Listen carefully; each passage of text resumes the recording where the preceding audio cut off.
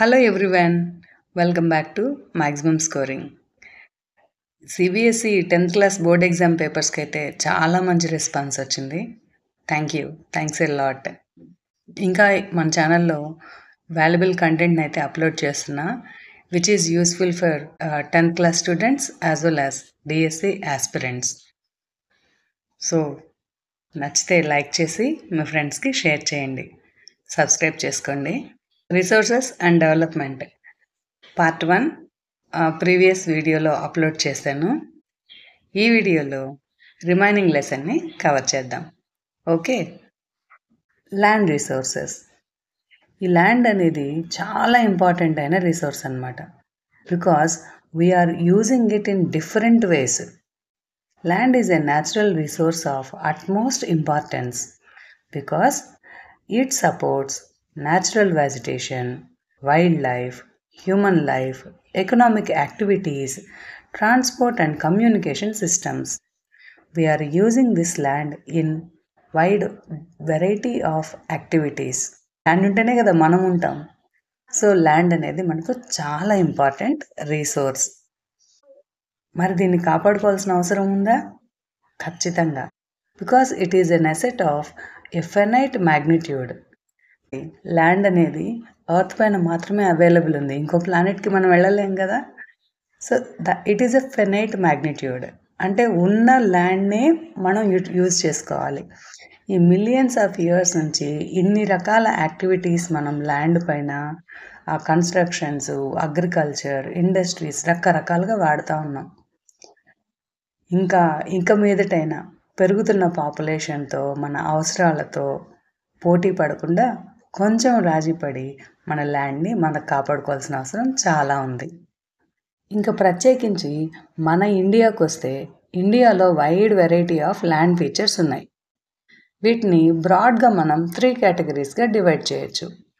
ఒకటి plains, next hills and mountainous regions, ఇంకా plateau region. So ఇలా మన ఇండియాలో వెరైటీ ఆఫ్ ల్యాండ్ ఫీచర్స్ ఉన్నాయి.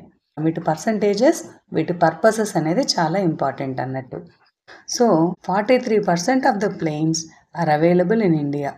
అంటే ఇండియాలో ఉన్న మొత్తం ల్యాండ్ పర్సంటేజ్ 100% అనుకుంటే అందులో 43% ప్లెయిన్స్. ఈ ప్లెయిన్స్ పర్పస్ ఏంటి? Agriculture and industries. Next second category mountains and hilly regions. ఇది 30% ఉంది. Hills and mountains are facilitating perennial river flows as well as tourism. Next, 27% of the plateau region facilitating rich reserves of minerals, fossil fuels as well as forest. Okasari fast recap. India has variety of relief features as mountains, plains, plateaus. 43% of the land area is plain and it is facilitating agriculture and industry. Next, 30% of the mountains are facilitating perennial flow of rivers, tourism and ecological aspects. 27% of the plateau region is providing rich reserves of minerals, fossil fuels and forest areas. ఇట్లా ప్రతి ఒక్కటి మనకు అవసరమే కదా. So land is a very important resource. Next topic land utilisation. మనం ఈ ల్యాండ్ని 5 కేటగిరీస్గా use చేస్తున్నాం. ఫారెస్ట్, ఖచ్చితంగా ప్రతి నేషన్ ఎన్విరాన్మెంటల్ బ్యాలెన్స్ కోసం ఫారెస్ట్ ఏరియాని అయితే మెయింటైన్ చేయాల్సిన అవసరం ఉంది. Second category land not available for cultivation. దీంట్లో 2 రీజన్స్. ఒకటేమో బ్యారన్ ల్యాండ్ అవ్వడం వల్ల, ఇంకొకటి కన్స్ట్రక్షన్ ల్యాండ్ అవ్వడం వల్ల అగ్రికల్చర్ అయితే చేయట్లేదు. Third category other uncultivated land excluding follow land. సరే, ఫాలో ల్యాండ్ ఏంటనేది 4th కేటగిరీలో తెలుసుకుందాం. So other uncultivated land. So barren land అంటే వ్యవసాయానికి పనికిరానిది, కన్స్ట్రక్షన్ జరిగినా మనం అగ్రికల్చర్ అనేది చేయలేం. ఇవి రెండు కాకుండా ఏ రీజన్ వల్ల మనం అగ్రికల్చర్ చేయట్లేదో తెలుసుకోవాలి. అదేంటంటే permanent pastures and grazing land, గడ్డి భూములు. ఇంకా యానిమల్ గ్రేజింగ్ కోసం వదిలిపెట్టిన ల్యాండ్స్ అన్నమాట. Next second reason miscellaneous tree crops. అంటే మనకు విలేజెస్ అవుట్స్కర్ట్స్ వెళ్తూ ఉంటే మిస్లీనియస్ గ్రూవ్స్ ఉంటాయి చిట్టడువుల్లాగా. అవి ఎవరు మెయింటైన్ చేస్తారు ఏంటి ఏం అర్థం కాదు. అంటే ఇట్లాంటి ల్యాండ్స్ అన్నమాట. Next culturable waste land. అంటే మన ఒక మోర్ దెన్ 5 years అగ్రికల్చర్ అయితే అసలే చేయలేదు.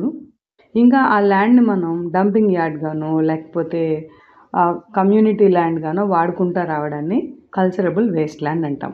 Next fourth category fallow lands. So if the land might be left for only 1 year, that is called as current fallow land. ఇక్కడ soil fertilisation increase అవ్వడానికి అయి ఉండొచ్చు. ఇంకొక reason other than current fallow land అంటే in between 1 to 5 years where agriculture hasn't done. అంటే ఆ ల్యాండ్లో 1 నుంచి 5 సంవత్సరాల లోపల కాలంలో ఫార్మింగ్ అనేది జరగకపోతే దాన్ని other than current fallow land అంటున్నాం. 1 year మాత్రమే వదిలేస్తే current fallow land. In between 1 to 5 years అయితే other than current fallow land. అదే మోర్ దాన్ 5 years అన్నప్పుడు కల్చరబుల్ వేస్ట్ ల్యాండ్. ఓకేనా. Next category net sown area. అగ్రికల్చర్లో మనకు 3 క్రాపింగ్ ప్యాటర్న్స్ ఉన్నాయి. సో ఈచ్ క్రాపింగ్ ప్యాటర్న్లో ఎంత ల్యాండ్ హార్వెస్ట్ చేసాము, ఎంత ల్యాండ్ నుంచి మనకు ఈల్డ్ వచ్చింది అని చెప్పేదాన్ని నెట్ సోన్ ఏరియా అంటాం. డెఫినేషన్ చూడండి. The physical extent of land on which crops are sown harvested is known as net sown area. ఇది ఒక్క క్రాపింగ్ ప్యాటర్న్. అంటే ఖరీఫ్ టైంలో ఎంత ప్రొడక్టివిటీ వచ్చింది, లేదా రబీ టైంలో ఎంత ప్రొడక్టివిటీ వచ్చింది, ఇలాగా. సో ఈ క్రాపింగ్ ప్యాటర్న్స్ మనకు 3 కదా, ఖరీఫ్, రబీ, జయద్. సో 1 year టైంలో ఈ 3 క్రాపింగ్ ప్యాటర్న్స్ నుంచి ఎంత ప్రొడక్టివిటీ వచ్చింది అని చెప్పడమే gross cropped area. Clear. Land use pattern in India. So this is influenced by 2 factors. 1 physical factor, 2 human factor. 3 types of physical factors are influencing here. 1 topography, climate, soil type. Human factors are also 3 population density, technological accessibility, culture and traditions of the region. So ఇవి మన Indian land use ప్యాటర్న్ని influence చేస్తున్నాయి. మనకి ఎగ్జామ్స్లో అయితే ఈ pie chart data అనేది చాలా important. So ఇక్కడ 1960sకి ప్రజెంట్కి కంపారిజన్ జరుగుతుంది. అంటే early independence time and developed time, right. So forest ఏరియాని మీరు గమనిస్తే 18.11% ఉన్న ఫారెస్ట్ ఏరియా 23.3%కి ఇంక్రీజ్ అయిందనమాట. అదే బ్యారన్ ల్యాండ్ పర్సంటేజ్ చూస్తే తగ్గింది. 12.1%గా ఉన్న బ్యారన్ ల్యాండ్ 5.5%కి వచ్చింది.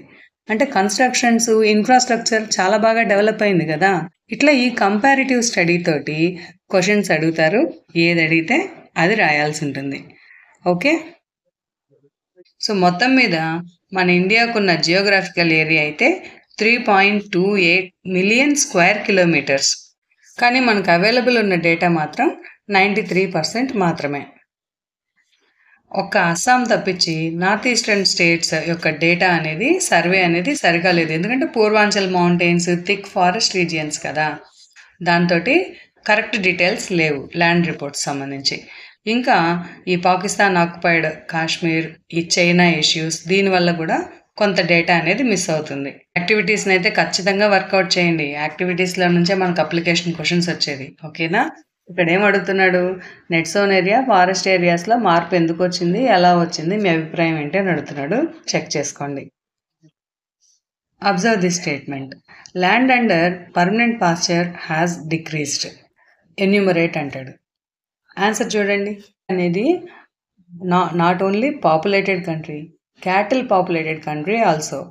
ఇప్పుడు మనకు పర్మనెంట్ పాస్చర్ ల్యాండ్ తగ్గుతూ వస్తే మరి క్యాటిల్ పాపులేషన్కి ఫుడ్ ఎలాగా? ఇది చాలా పెద్ద ప్రాబ్లం అనమాట.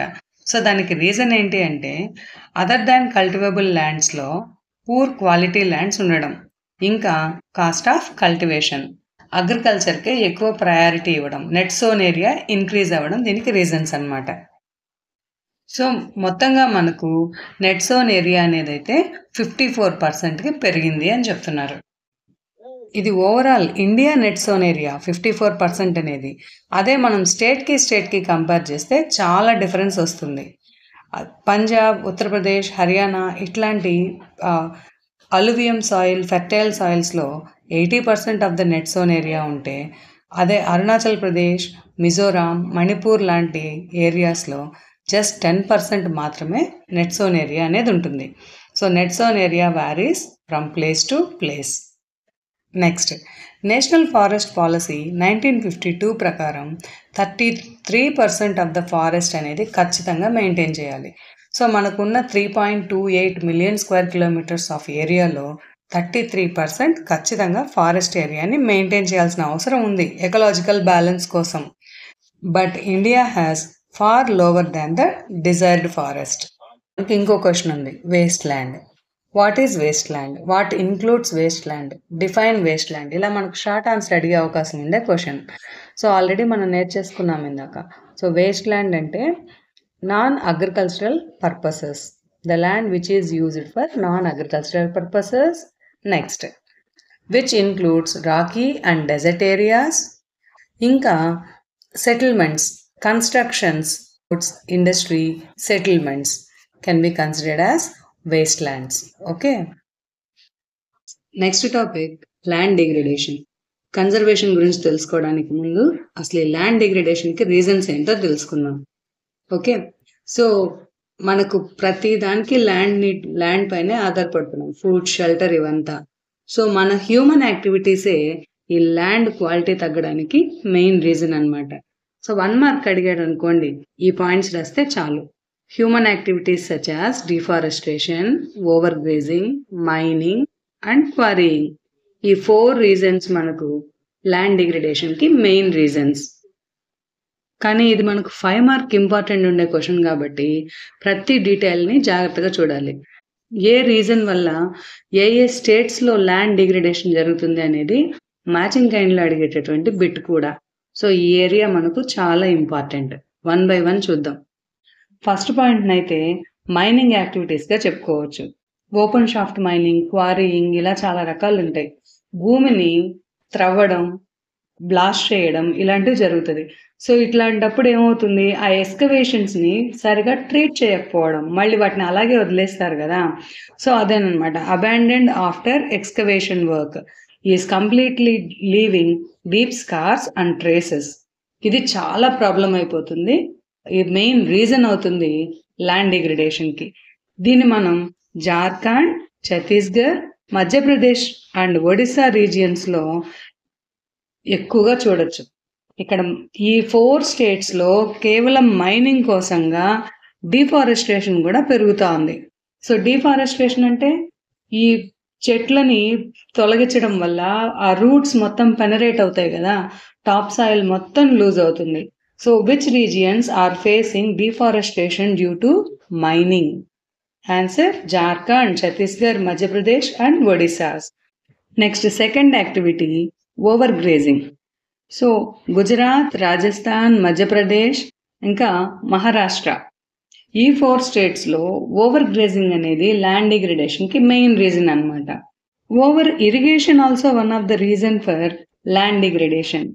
అంటే ఒక సంవత్సర కాలంలో 3 క్రాప్స్ పండించడం ఓవర్ ఇరిగేషన్. మరి ఓవర్ ఇరిగేషన్ ఎలా మనకు ల్యాండ్ డిగ్రేడేషన్కి రీజన్ అవుతుంది అంటే వాటర్ లాగింగ్. నీళ్లు ఎప్పుడు నిలవ ఉంటాయి కదా, 3 కాలాలు పంట పండిస్తున్నాము అంటే వాటర్ ఎక్కువగా స్టోర్ అవుతుంది. దానివల్ల సాయిల్లో సెలనిటీ, ఆల్కనిటీ అనేది పెరిగిపోతుంది. ఉప్పు శాతము ఇంకా నాచు ఇట్లాంటివి పెరిగిపోతుంది. దీనివల్ల కూడా సాయిల్ ఫెర్టిలిటీ అనేది తగ్గిపోతుంది అనమాట, ల్యాండ్ డిగ్రేడ్ అవుతుంది. సో ఇక్కడ ఓవర్ ఇరిగేషన్ వల్ల మనం పంజాబ్, హర్యానా, వెస్ట్రన్ ఉత్తరప్రదేశ్లో ల్యాండ్ డిగ్రేడేషన్ని చూస్తాం. ఓకే, ఇంకా మినరల్ ప్రాసెసింగ్ అనేది కూడా చాలా పెద్ద ప్రాబ్లమ్ని క్రియేట్ చేస్తుంది. ఈ మినరల్ ప్రాసెసింగ్ వల్ల ఏమవుతుందంటే వాటర్ ఇన్ఫిల్ట్రేషన్ చాలా కష్టమవుతుంది. అంటే భూమిలోకి నీరు ఇంకదు. అంటే సిమెంట్ ఇండస్ట్రీ, సిరామిక్ ఇండస్ట్రీ ఇలాంటి ఇండస్ట్రీస్‌ని మనం ఎగ్జాంపుల్‌గా తీసుకుంటే, ఇక్కడ చాలా మెత్తటి మినరల్స్, సాఫ్ట్ మినరల్ అనేది నేలపైన ఇలా పడిపోతుంది గదా! స్ప్రెడ్ అవుతుంది. అదేంటంటే వాటర్ సాయిల్‌లోకి సింక్ అవ్వకుండా అడ్డుపడుతుంది. సో, దీనివల్ల గూడా ల్యాండ్ యొక్క క్వాలిటీ తగ్గిపోతుందనమాట. So, mineral processing is also reason for land degradation. It causes to infiltration of water. Last point చూద్దాం. Industrial effluents as waste become major source of land and water pollution. చెప్పేదేముంది, నుంచి వచ్చే waste water చాలా పెద్ద problem. వీటన్నింటి వల్ల land degradation అనేది చాలా మేజర్ ప్రాబ్లంగా తయారైంది. Clear? Next question, how to conserve land resource. మరి ఇన్ని రకాలుగా ల్యాండ్ డిగ్రేడ్ అవుతుంటే ఆ ల్యాండ్ని కాపాడుకోవాల్సిన బాధ్యత మన పైన ఉంది కదా. కన్జర్వేషన్ టెక్నిక్స్ ఏమున్నాయో చూద్దాం. ఫస్ట్ వన్, అఫారెస్ట్రేషన్ అంటే చెట్లను పెంచడం. Next, planting shelter belts, arid regions, open areas, hilly regions ఇట్లా ఉన్నప్పుడు షెల్టర్ బెల్ట్స్ని మెయింటైన్ చేయడం వల్ల కూడా ల్యాండ్ డిగ్రేడేషన్ని కంట్రోల్ చేయొచ్చు. Next, control on over grazing, grass ల్యాండ్స్ని మెయింటైన్ చేయడం అని దాని అర్థం. ఓకేనా. Next, fourth one, stabilisation of sand dunes అంటే అరిడ్ రీజియన్స్, డెజర్టిక్ రీజియన్స్లో మనకు ఓపెన్ ప్లేస్ ఎక్కువ ఉంటుంది కదా, అట్లాంటి దగ్గర థ్రోనీ బుషెస్ని ఏర్పాటు చేసినప్పుడు థ్రోనీ బుషెస్ని పెంచడం వల్ల చాలా వరకు సాయిల్ని కంట్రోల్ చేయొచ్చు. ఇవే కాకుండా proper management of waste lands, control of mining activities, proper discharge and disposal of industrial effluents can reduce land and water degradation. This is all about land as a resource. ఈ land as a resource, ఇంకా land utilisation, land use pattern, ఈ pie చార్ట్ని base చేసుకొని అడిగే questions. Next ఇంకా land డిగ్రేడేషన్కి reasons, conservation techniques ఇవన్నీ నేర్చుకున్నాం. ఇది కొంచెం డీటెయిల్గా చెప్పుకోవాల్సిన టాపిక్ కాబట్టి ఇక్కడితో ఈ వీడియో కన్క్లూడ్ చేస్తున్నా. సాయిల్ అనేది మనకి ఇంకా ఇంపార్టెంట్. సాయిల్ క్యారెక్టరిస్టిక్స్ అనేవి అటు బిట్లలోనూ ఇంకా షార్ట్ ఆన్సర్లోనూ అడిగే అవకాశం ఉంది కాబట్టి వాటిని డీటెయిల్గా ఇంకొక వీడియో చేసుకుంటే బాగుంటుందని నా అభిప్రాయం. నెక్స్ట్ వీడియోలో soil as a resource map డిస్క్రిప్షన్తో సహా చేసి పెడతాను. ఓకేనా. సో నచ్చితే సబ్స్క్రైబ్ చేసుకోండి, లైక్ చేయండి, ఇంకా మీ ఫ్రెండ్స్కి, డిఎస్సీలకు ప్రిపేర్ అయ్యే మీ ఆస్పిరెంట్స్కి న్యూ సిలబస్ని అందించండి. Thank you.